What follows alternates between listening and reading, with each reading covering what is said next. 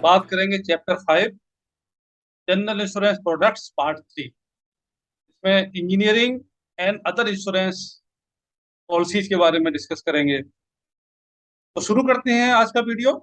मैं हूं आबाद खान और आप देख रहे हैं बीमा साथी यूट्यूब चैनल। तो आज का जो वीडियो है उसमें हम क्या सीखने वाले हैं, क्या समझने वाले हैं। The cover under engineering insurance policy, जो इंजीनियरिंग इंश्योरेंस की जो पॉलिसीज बनती हैं उसमें क्या क्या कवरेज दिए जाते हैं, इसके बारे में चर्चा करेंगे। Understand other insurance covers available under various categories, जो मिसलेनियस प्रोडक्ट्स हैं जनरल इंश्योरेंस के, उसके बारे में कौन कौन से कवरेज दिए जाते हैं, इसके बारे में भी आज की हम इस वीडियो में चर्चा करने वाले हैं। अब हम बात करते हैं कॉन्ट्रैक्टर और रिस्क पॉलिसी की, जैसे हम जनरली कार पॉलिसी कहते हैं। कार पॉलिसी में मोटा मोटी क्या कवर होता है, तो इसमें फायर है, लाइटनिंग है, एक्सप्लोजन है, फ्लड है, इनंडेशन है, विंड स्टॉर्म है, यानी कि जो प्राकृतिक आपदा हैं, अर्थक्वेक, लैंडस्लाइड, ये सारी की सारी हमारी कॉन्ट्रैक्टर और रिस्क पॉलिसी में कवर होती है। बिल्डिंग कलप्स हो जा रही है या कोई इम्पैक्ट डैमेज हो गया, कुछ पार्टिकल, कोई पार्टिकल उसके बिल्डिंग के ऊपर गिर गया जिसकी वजह से डैमेज हो गया, तो ये सारे के सारे इसमें कॉन्ट्रैक्टर और रिस्क पॉलिसी में कवर होते हैं। इसमें टेररिज्म भी कवर होता है कि कोई आतंकवादियों ने कोई हमला कर दिया, बिल्डिंग को नुकसान पहुंचा दिया, तो उसमें ये वाला पैरल भी कवर किया जाता है। इसके अलावा थर्ड पार्टी लाइबिलिटी का भी इसमें ऑप्शन होता है कि आप एड ऑन कवर उसके जरिए उसको कवर कर सकते हैं एक्स्ट्रा प्रीमियम देकर। अब हम बात करते हैं इरेक्शन और रिस्क सीएआर इंश्योरेंस पॉलिसी की। सीएआर पॉलिसी कॉन्ट्रैक्टर और रिस्क पॉलिसी और इरेक्शन और रिस्क पॉलिसी में बेसिक डिफरेंस क्या है। कॉन्ट्रैक्टर और risk policy is concern with contracts involving in civil engineering work such as construction of building, bridge etcetera. तो ये सीएआर पॉलिसी है, कॉन्ट्रैक्टर और रिस्क पॉलिसी है, वो जो कंस्ट्रक्शन एक्टिविटीज है, जो सिविल वर्क है, जो काम किया जाना है, कोई फाउंडेशन बनना है, कोई वॉल बननी है, उसके लिए ये पॉलिसी दी जाती है।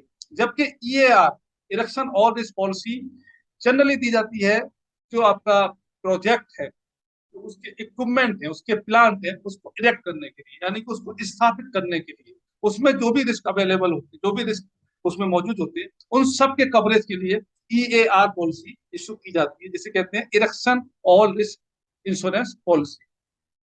उसके बाद आता है मरीन कम इरेक्शन पॉलिसी। इसमें क्या है, इसमें जो मरीन का पार्ट है, जो ट्रांजिट का रिस्क है, वो भी इस पॉलिसी में कवर किया जाता है, इसलिए इसका नाम ही है marine cum erection policy. Advance of loss of profit policy, ये क्या है, this is also known as delay in startup policy. यानी कि कोई आपका स्टार्टअप का टाइम था, आपको कोई अपना प्रोजेक्ट स्टार्ट करना था, कोई फैक्ट्री स्टार्ट करनी थी, सपोज उसमें एक्स्ट्रा ऑर्डिनरी डिले हो गया, कोई इक्विपमेंट नहीं आया, कोई रास्ते में डैमेज हो गया, कुछ भी हो सकता है, तो उसमें जो आपको लॉस होने वाला है, उसमें जो भी आपका लॉस होगा, उसको हम कवर करते हैं advance of loss of profit, ALO की पॉलिसी के अंतर्गत।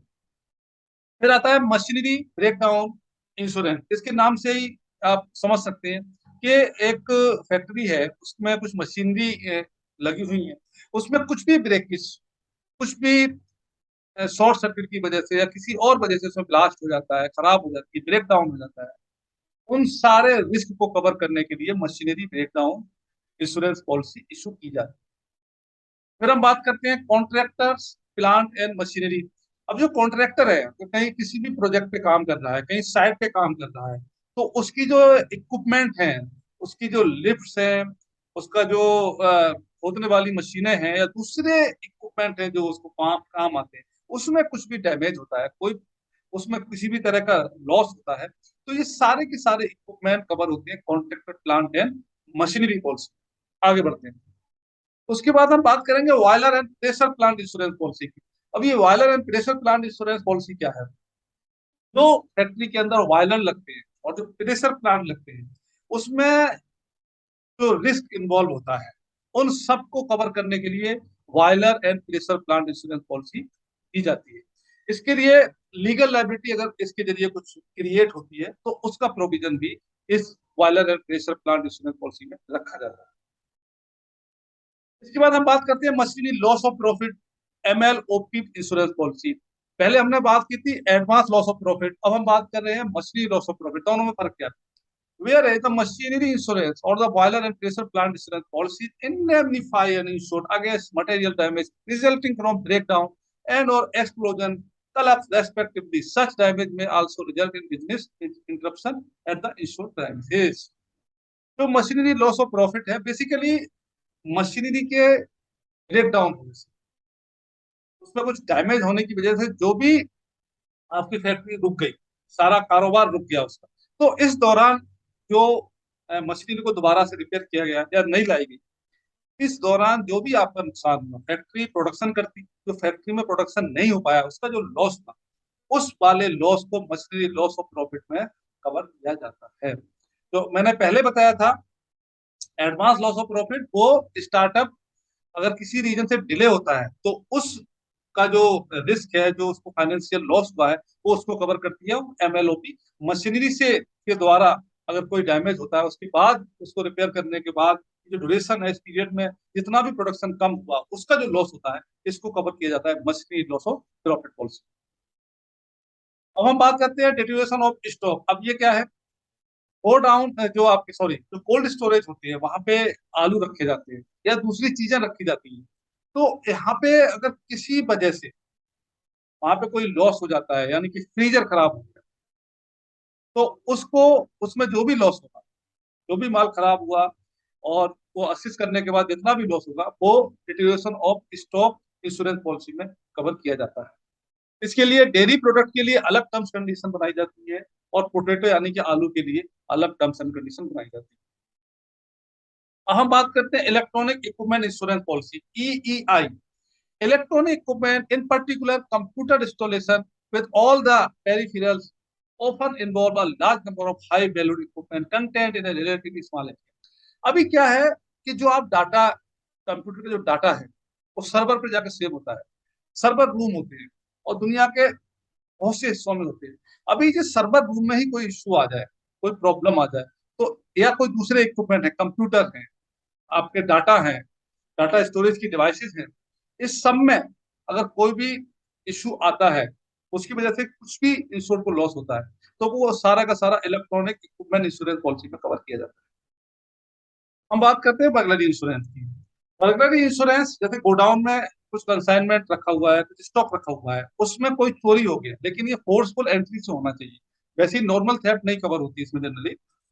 कोई गार्ड आया, कोई गार्ड खड़ा है आपका, उस पे कुछ लोग आए, कुछ लुटेरे आए, उन्होंने गन पॉइंट पे उसको एंट्री ली और सामान लेके भाग गए।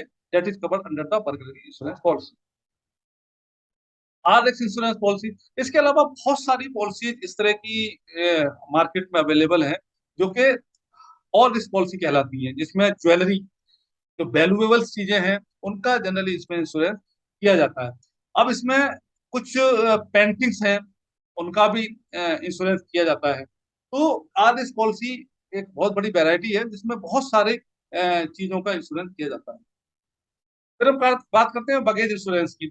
अब ये बगेज इंश्योरेंस जनरली देखा गया है कि जो लोग बाहर जाते हैं, इंडिया से बाहर जाते हैं, किसी दूसरी कंट्री में जाते हैं अपनी कंट्री को छोड़ के, तो वो उनका सामान होता है, तो वहां पर अगर वो बगेज लॉस हो जाए, वो खो जाए, तो उसमें जो लॉस होगा, जो उनको जितने का माल उनका गया होगा, जितने का सामान उस बैग में होगा, वो खो जाता है, गुम हो जाता है, तो वहां पर ये वाली पॉलिसी उनको प्रोटेक्ट करती है। जितने वैल्यू का लॉस होगा वो उनको इस पॉलिसी के द्वारा कंपनसेट किया जाता है, जिसे कहते हैं बगेज इंश्योरेंस।